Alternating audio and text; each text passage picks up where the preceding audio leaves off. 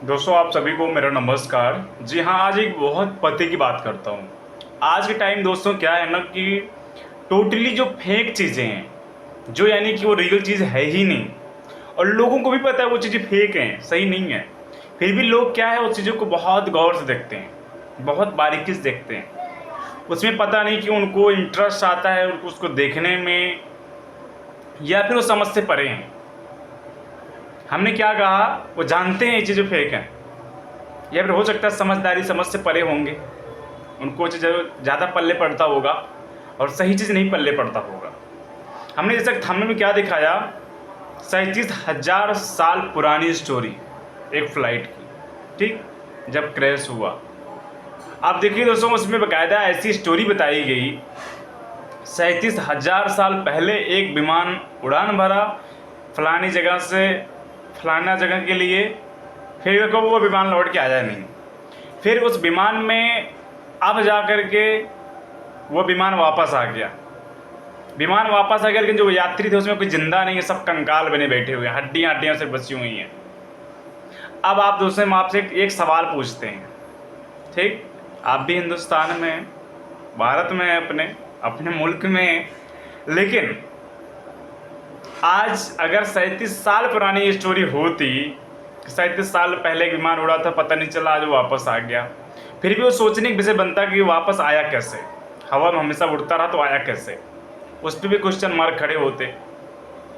यहाँ 37,000 साल पुरानी बात है। 37,000 साल पहले विमान किसने बनाया, था क्या अपने देश में विमान? 37,000 साल पहले जहाज था क्या किसी भी कंट्री में? इंडिया की बात छोड़ो, किसी भी कंट्री में नहीं था ना। 37,000 साल पहले जिंदा कौन था उस स्टोरी को कवर करने के लिए? और वो कौन सा पाषाण काल था कि कौन सा युग था, किसी को पता है?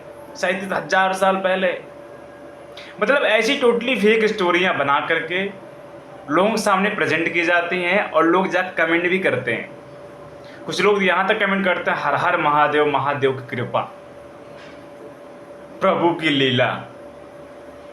अब कुछ हमारे मुस्लिम भाई पहुंच जाते हैं, एंट्री मार देते हैं, अल्लाह के रामो करम। सोचिए, आज यानी कि ये चीज़ चल रही है। इस चीज़ से एक साबित होता है, अगर झूठी कहानी, टोटली बकवास की चीज़ें परोसा जाए और लोगों के बीच फैलाया जाए, लोग उसको सच मान लेंगे। इतना भी लोग माइंड नहीं काम किया कि 37,000 साल पहले पेट्रोल यानी कि ईंधन को उसको निकाला कौन होगा, कहाँ से खोज किया होगा, कैसे, कहाँ है कहाँ नहीं है, वो यंत्र कैसे मिले होंगे। और जब 37,000 साल पहले वो विमान उड़ा था, अभी तक हवा में उसको उड़ा कौन रहा था, कौन सा पायलट उड़ा रहा था, लोको पायलट कौन सा था, और वो साला खा क्या रहा था हवा में, जिंदा कैसे था, ये सोचने वाली बात है। यानी कि यात्री मर गए, पायलट मर गया, वो साला विमान उड़ता रहा, उसमें ईंधन खत्म नहीं हुआ, कोई प्रॉब्लम नहीं आई, कोई रुकावट नहीं आई। अरे साला मतलब विमान था या फिर कोई वो जादुई शक्ति थी? वो ऐसी चीज़ें आज दिखाई जा रही हैं। तो इससे मतलब ये चीज़ है कि ज़माने में रियल चीज़ें कम चलती हैं, फेक चीज़ें ज़्यादा चलती हैं।